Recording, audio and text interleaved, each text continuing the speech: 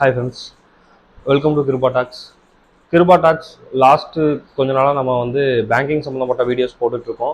பேங்கிங்கில் என்னென்ன நிறை குறைகள் இருக்குது, ஒரு ஹோம் லோன் வாங்குறது எப்படி, கிரெடிட் கார்டு யூஸ் பண்ணலாமா வேண்டாமா, இந்த மாதிரி வீடியோஸ் தான் நம்ம அதிகமாக போடுறோம். இனிமேல் நம்ம அந்த மாதிரி வீடியோஸ் போடுறதுக்கு நீங்கள் தான் மோட்டிவேட்டாக இருக்க போகிறீங்க. இந்த சேனல் உங்களுக்கு பிடிச்சிருந்தா இதை சப்ஸ்கிரைப் பண்ணுங்கள், மறக்காமல் உங்கள் ஃப்ரெண்ட்ஸ் அண்ட் ஃபேமிலிக்கு ஷேர் பண்ணுங்கள். இன்றைக்கி நம்ம வீடியோவில் என்ன பார்க்க போகிறோம் அப்படின்னா, ஒரு இடத்த எப்படி சரியான முறையில் வாங்குறது, அதில் இருக்கிற வில்லங்கோ இருக்கா இல்லையான்னு எப்படி செக் பண்ணுறதுன்னு தான் நம்ம பார்க்க போகிறோம். இப்போ இந்த வீடியோவை நீங்கள் ஸ்கிப் பண்ணாமல் பாருங்கள், ஏன்னா இது ஸ்டேஜ் பை ஸ்டேஜில் என்னென்ன பண்ணணுங்கிறத நான் இதில் சொல்லியிருப்பேன். ஒரு இடம் நீங்கள் உங்களோட வீடு கட்டுறதுக்காகவோ அல்லது உங்கள் இன்வெஸ்ட்மெண்ட்டுக்காகவோ வாங்கும்போது அதில் ஏதாவது வில்லங்கோ இருக்கா, அல்லது அந்த லேண்டில் உங்களுக்கு ஏதாவது டாக்குமெண்டேஷனில் சரியாக இருக்கான்னு பார்க்குறதுக்கான முறை அண்ட் எப்படி ஒரு இடத்த வாங்கணுங்கிறதுக்கான முறையும் நான் இதில் சொல்லித்தரேன். ஸோ வீடியோவை ஸ்கிப் பண்ணாமல் பாருங்கள். இப்போ நம்ம வாங்க வீடியோக்குள்ளே போகலாம். ஓகே, இந்த டாப்பிக்கை பொறுத்த வரைக்கும் இடம் எப்படி பார்த்து வாங்குறதுன்னு, நம்ம சரியான முறையில் எப்படி பார்த்து வாங்குறதுன்னு நம்ம பார்க்க போகிறோம். ஃபஸ்ட்டு நீங்கள் ஒரு இடத்த சூஸ் பண்ணுறீங்க, அது சோசியல் மீடியாவில் பார்த்து வாங்கலாம், இல்லை புரோக்கர்ஸ் நீங்கள் பார்த்து வாங்கலாம், அல்லது உங்களுக்கு தெரிஞ்ச உங்கள் நண்பர்கள் அல்ல உறவினர்கிட்ட நீங்கள் உங்களோட இடத்த கேட்டு நீங்கள் வாங்கலாம். இப்போ இடம் வாங்கும்போது நம்ம ஃபஸ்ட்டு பார்க்க வேண்டியது என்னென்னா, அந்த இடத்தோட அளவு. முதல் முறையாக நம்ம பார்க்க வேண்டியது இடத்தோட அளவு தான். இப்போ நீங்கள் ஒரு இடத்த போய் நேரில் போய் பார்க்குறீங்க அப்படின்னா, யார் உங்களை கூப்பிட்டு போகிறாங்கன்னு பாருங்கள். யார் உங்களை கூப்பிட்டு போகிறாங்களோ அவங்களுக்கு ஏற்றபடி மாறும். ஒரு சில புரோக்கர்ஸ் வியாபாரத்திற்காக உங்களை இடத்த பார்க்க விடாமல் கூட பண்ணலாம். எல்லா புரோக்கர்ஸில் நியாயமாக பண்ணுறவங்க நிறைய பேர் இருக்காங்க. ஒரு சில பேர் உங்களுக்கு இடத்த காட்டாமையோ அல்லது வேறு சில வேற இடத்த காமிச்சு இந்த இடம்னு சொல்லியே கூட உங்களுக்கு இந்த இடத்த விற்கலாம். ஸோ இடம் பார்க்கும்போது மட்டும் கவனமாக பாருங்கள். அதுக்கான லே அவுட் ஸ்கெட்ச் இல்லாமல் ஒரு இடத்த பார்வையிட போகாதீங்க. அப்போ லே அவுட் ஸ்கெட்சுங்கிறது எப்படி இருக்கும் அப்படின்னா, இந்த சைட் இங்கே இருக்குது அப்படிங்கிறது இருக்கும். இப்போ நீங்கள் சம்மந்தப்பட்ட நபர் கூட நீங்கள் அந்த இடத்த பார்வையிட போகிறீங்க அப்படின்னா, ஃபஸ்ட்டு நீங்கள் பார்க்க வேண்டியது அந்த இடத்துடைய அளவு. அது போக அந்த 4 பவுண்ட்ரியும் கரெக்டாக இருக்கான்னு பாருங்கள்.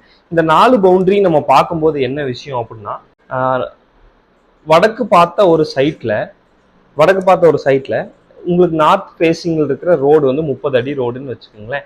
அதுக்கு நேர் பேக் சைடில் இருக்கிற இடம் கொஞ்சம் குறுகலாக வருது அப்படின்னா, இது வாஸ்து முறைப்படி இருக்கான்னு சில பேர் பார்ப்பீங்க, ஒரு சில பேர் வாஸ்து பார்க்கறது இல்லை.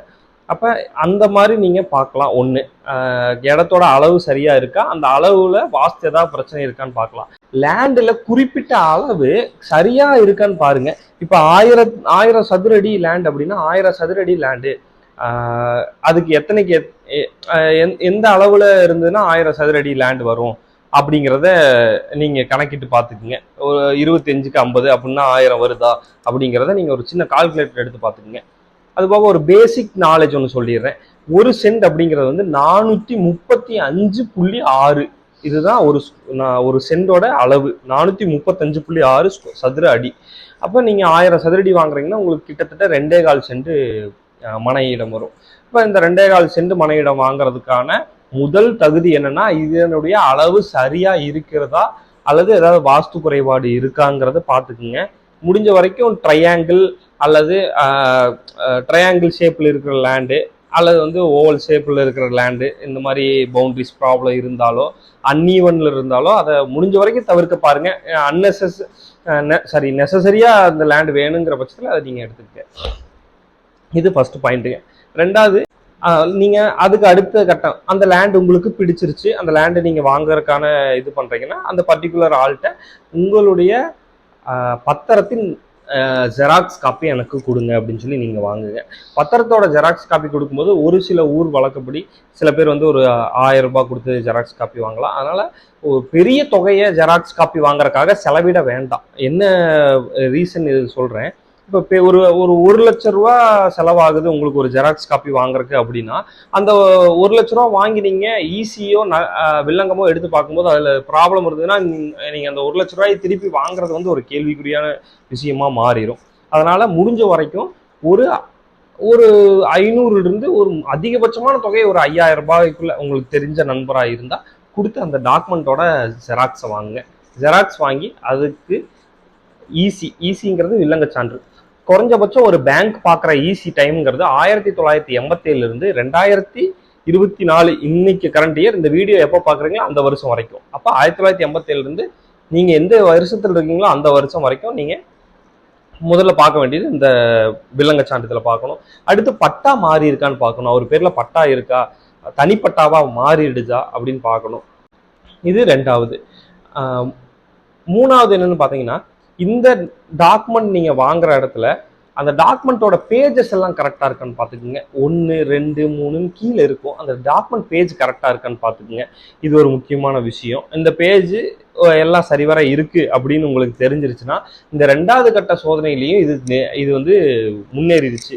சரிங்களா? அந்த இடம் வந்து முன்னேறிச்சு. நீங்க வாங்குறதுக்கான தகுதியே 2வது கட்ட சோதனையிலிருந்து வெளியே வந்துச்சு. அடுத்து 3வது கட்டம் வந்து நீங்க வாங்கின எல்லா டாக்குமெண்ட்டையும் அந்த வில்லங்கத்தையும் உங்களுக்கு தெரிஞ்ச அருகில் இருக்கிற ஒரு லாயர்கிட்டையோ அல்லது ஒரு லீகல் அட்வைசர்ட்டையோ நீங்க கொடுக்கலாம். இந்த 3வது படி எதுக்கு அப்படின்னா, நம்ம பார்ப்போம் சரியான விதத்துல தான் இருக்கான்னு பார்ப்போம், நம்பிக்கையின் அடிப்படையில் வாங்குவோம். ஆனா நீங்க ஒரு லீகல் அட்வைசரையோ ஒரு லாயரையோ கலந்து ஒரு லீகல் அட்வைஸ் இது சம்மந்தப்பட்டபடி வாங்குறது உங்க எதிர்காலத்திற்கு நல்லது. நாளைக்கு இந்த லேண்ட் ஏதாவது ப்ராப்ளத்துல இருந்தாலும் உங்களுக்கு இதுல இருந்து அது காப்பாற்றும். ஸோ முடிஞ்ச வரைக்கும் ஒரு லீகல் அட்வைசரை பார்த்து இந்த டாக்குமெண்ட்டை கொடுத்து இது சரிவர இருக்கான்னு பார்த்து தெரிஞ்சுக்குங்க. இது 3வது படி. அடுத்து 4வது படி, நீங்க இதெல்லாம் பேசி முடிச்சதுக்கப்புறம் அடுத்து நீங்க அந்த செல்லரோ பையரோ அல்லது அந்த மீடியேட்டர்கிட்டையோ நீங்க போய் கேட்க வேண்டியது, சார் இதுக்கான கைட்லைன் மதிப்பு என்னன்னு நீங்க கேட்கணும். அந்த கைட்லைன் மதிப்பு என்னவோ அந்த கைட்லைன் மதிப்புக்கான அமௌண்ட்டை நீங்க கொடுத்து, ஒரு சிலர் வந்து டிமாண்ட் பண்ணுவாங்க, இந்த லேண்ட் வந்து சீக்கிரம் சேல் ஆயிருங்க, இந்த லேண்ட் கிடைக்காத லேண்டு, இது கீழே நிறைய பொக்கிஷங்கள் இருக்கிறது அப்படிங்கிற மாதிரிலாம் நிறையா சொல்லி உங்களுக்கு வந்து இந்த விஷயத்த சொல்லி டிமாண்ட் பண்ணும்போது நீங்கள் அந்த லேண்டு போயிருமோ நம்மளை விட்டு அப்படின்னு ஒரு பெரிய தொகையை நீங்கள் அட்வான்ஸாக செலுத்த வேண்டிய நிலை வரலாம். அந்த அட்வான்ஸை முடிஞ்ச வரைக்கும் அக்கௌண்ட்டில் செலுத்த தவறாதீர்கள். அக்கௌண்ட்லேயே முடிஞ்ச வரைக்கும் செலுத்துங்க. சரிங்களா? 2வது, அந்த அட்வான்ஸ் செலுத்துறதுக்கு முன்பே நீங்கள் அவர்கிட்ட ஒரிஜினல் டாக்குமெண்ட் இருக்கா அப்படிங்கிறத கையில் வாங்கி பார்த்துட்டு நீங்கள் அந்த அட்வான்ஸ் தொகையை செலுத்திடுங்க. நம்பிக்கையின் அடிப்படையில் அவர் அங்கே வர்றதுக்கான முடிவு எடுத்துக்குவார். இது அட்வான்ஸ் பண்ணதுக்கப்புறம் கடைசியாக நம்ம பண்ண வேண்டியது சேல் அக்ரிமெண்ட். இந்த சேல் அக்ரிமெண்ட்டை 100% ரெஜிஸ்டர் பண்ணணும். நிறையா பேர் ரெஜிஸ்டர் பண்ணுறதில்ல. இது ப்ரொமோட்டர்கிட்டையோ அல்லது வெளியாட்கள்கிட்டையோ வாங்கும்போது ப்ராப்ளம் இல்லை. ஒரு ப்ரொமோட்டருங்கும் போதோ ஒரு பில்டருங்கும் போதோ அந்த இடத்துக்கு வந்துடுவார். ஆனால் ஒரு third party sale agreement register இல்லாமல் ஒரு பெரிய தொகையை கைமாற்றாக கொடுக்கறது மிக மிக அபாயகரமான ஒன்று. இது வந்து நாங்கள் நிறைய இடத்துல நடந்திருக்கு. ஸோ அவர் வாங்கிட்டு வெளியே கூட போயிடலாம் தெரியாதவராக இருக்கிற பட்சத்தில். ஸோ முடிஞ்ச வரைக்கும் கிரையத்தன்னைக்கு இந்த பணத்தை வாங்கிக்கிங்க அப்படிங்கிறதுல உறுதியாக இருங்க. அல்லது இல்லை பணம் தான் வேணும் அப்படின்னாங்கன்னா ரெஜிஸ்டர் அக்ரிமெண்ட் தான் நாங்கள் போடுவோங்கிற மாதிரி சொல்லிக்கிங்க. இடையில மீடியேட்டர் இருந்தாலோ அந்த மீடியேட்டர் தெரிஞ்சவராக இருந்தாலோ அவர் மூலியமா பேசும்போதோ கூட நீங்கள் அவரோட நம்பிக்கையின் அடிப்படையில் கொடுக்கலாம். ஆனால் முழுக்க ரெஜிஸ்ட்ரேஷன் பண்ண ரெஜிஸ்டர் அக்ரிமெண்ட் தான் செல்லுபடியாகும். நாளைக்கு அவர் கிரையத்துக்கு வரலைனாலும் உங்களால் எந்த கேள்வியும் கேட்க முடியாத நிலைக்கு நீங்கள் போக வேண்டாம். ஸோ இது எல்லாம் ஓகே, சரிவர இருந்தது, டாக்குமெண்ட் எல்லாம் ஓகே தான் அப்படின்னு நீங்கள் நினச்சிங்கன்னா அதுக்கு அடுத்த ஸ்டெப் என்ன பண்ணணும் அப்படிங்கும்போது, இப்போ ரீசெண்டாக கவர்மெண்ட்டே அந்த இடத்துக்கே லொக்கேஷன் பின் பண்ணுற அளவுக்கு வந்துருச்சு. இப்போ 2024. இப்போ நீங்கள் வீடியோ பார்க்குற டைமில் இன்னும் கொஞ்சம் அதிகமான ரெஸ்ட்ரிக்ஷன்ஸ் எல்லாம் வந்திருக்கும். ஸோ இதுக்கு அடுத்த ஸ்டெப் வந்து நீங்கள் ரெஜிஸ்ட்ரேஷன் போவீங்க. அப்போ ரெஜிஸ்ட்ரேஷன் போகும்போது நீங்கள் இந்த ஒரிஜினல் டாக்குமெண்ட் வந்து இருக்காங்கிறது செக் பண்ணணும். இதுதான் கடைசி ஸ்டெப்பு. அப்போ நம்ம 5000 ரூபாய் கொடுத்து ஒரு டாக்குமெண்ட் வாங்கிட்டோம். அந்த டாக்குமெண்ட் வாங்கினதுக்கப்புறம் கிரையத்துக்கு நம்ம ஓகே சொல்கிறோம், அதாவது ரெஜிஸ்ட்ரேஷனுக்கு நாங்கள் தயார் அப்படிங்கிறத நம்ம அவங்களுக்கு உறுதிப்படுத்துகிறோம். அப்போ அவங்க ஒரு தொகையை கேட்குறாங்க, ஒரு அட்வான்ஸ் தொகையை கேட்குறாங்க, கிரையத்துக்கு வர்றதுக்கான ஒரு அட்வான்ஸ் தொகையோ இல்லை ஆன் த ஸ்பாட்டில் வர்றவங்களும் இருக்காங்க.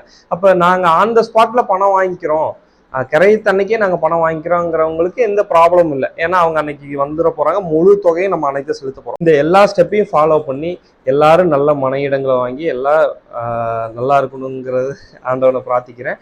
அடுத்த வீடியோவில் நான் வீடம் ப்ளஸ் வீடு எப்படி வாங்குறதுங்கிறத பார்ப்போம். இந்த வீடியோவை பார்த்து பயன்பெற்றிருப்பீங்கன்னு நினைக்கிறேன்.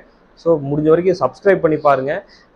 அடுத்தடுத்த வீடியோ நாங்கள் போடுறோம். இந்த வீடியோவில் ஏதாவது உங்களுக்கு கொஸ்டின் இருந்தாலோ நாங்கள் ஏதாவது விடுபட்டிருந்தாலோ அதை கமெண்ட் பண்ணுங்கள், நான் கண்டிப்பாக அதுக்கான உதவி செய்கிறேன். தேங்க்ஸ் ஃபார் வாட்சிங் Kiruba talks. Have a nice day.